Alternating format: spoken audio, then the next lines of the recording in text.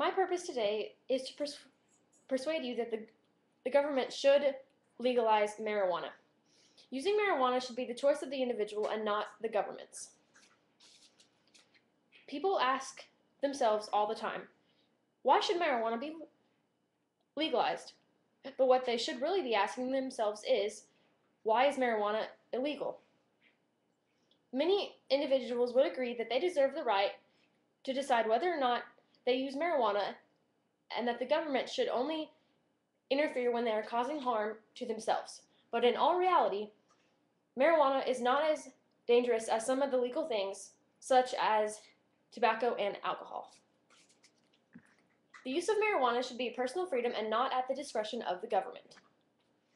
I have observed the effects marijuana has on individuals who take it in moderation, and the side effects are far less severe compared to other hard substances. BalancedPolitics.org states, limiting the use of the drug intrudes on personal freedom. Even if the drug is shown to be harmful, isn't it the right of every person to choose what harms him or her? Marijuana use is generally thought of as a victimless crime, in that only the user is being harmed. You can't legislate morality when people disagree about what's considered moral. I will explain how the prohibition of marijuana is ineffective, the effect that it has on money and our cops, and how it can be used for additional taxes and the medical benefits that it has. Let me begin by explaining how the prohibition of marijuana has failed. The prohibition of marijuana is ineffective and does not solve the problem. MJLegal.org says, prohibition does not work. Education and treatment make better ways to address the drug problem. The prohibition of marijuana has failed to control people using and producing the drug. Alternate.org says that the government has tried to use criminal penalties to prevent marijuana use for over 75 years, and yet marijuana is now used by over 25 million people annually. Marijuana is a popular drug in high schools because high school students can obtain it easier than alcohol or tobacco products. There are no laws that say that you have to be 18 or 21 to purchase it, and the majority of drug dealers don't care about your age as long as you have the money.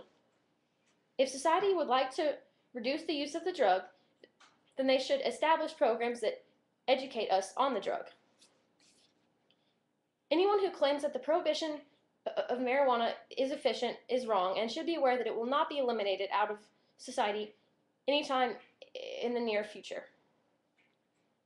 Now that you know how the prohibition of marijuana is ineffective, let me address the effects marijuana has on money and how expensive it really is to keep it illegal and how much our cops really have to do. If marijuana were legal, our government would be saving money enforcing the law. Our government pays police officers to chase people who enjoy the drug.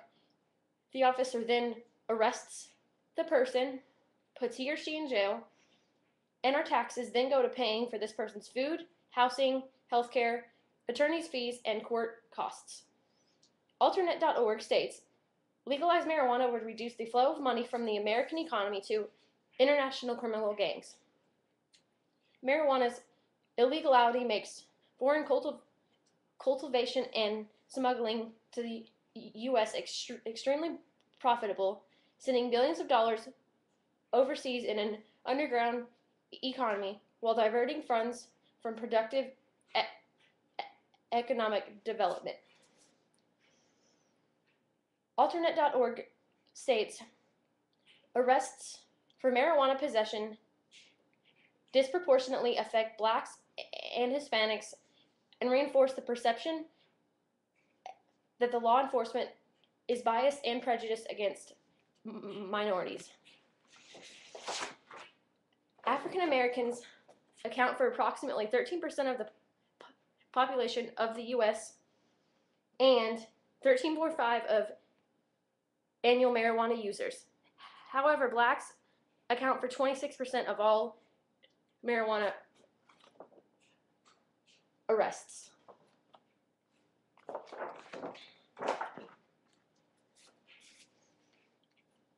Now that the effects that marijuana have on money and cops have been addressed, now let me explain how it could be an additional tax revenue and the medical uses it has. Society knows that a large amount of money the government needs is raised through taxing items like alcohol and cigarettes. If marijuana was legalized, it could be another item to be taxed that the government would get money and benefit from.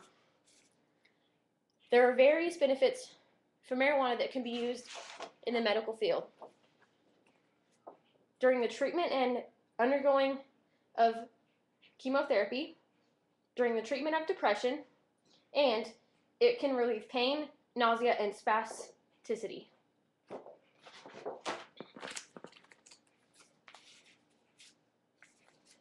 Again, the usage of marijuana should be up to the individual and not up to the government. I have explained how the prohibition of marijuana is ineffective, the effect that it has on money and our cops, and how it can be used for additional taxes and the medical benefits it has. Just remember that the usage of marijuana should be a personal choice and not dictated by what the government says.